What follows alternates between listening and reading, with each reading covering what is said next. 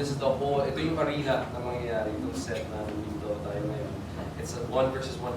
Si Roldan and Jacob, yung character nila, JC and si Kuya Joko, is putting me through a test.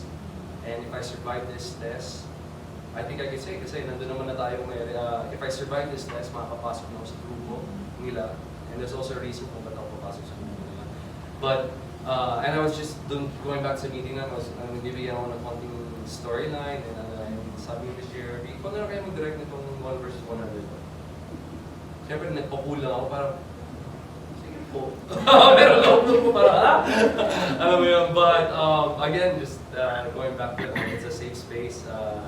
Walang kumbaga, everyone is free to give their thoughts and opinions and their gusto pang mangyari sa storya. And that's why mapapaganda lalo yung because it's a team effort.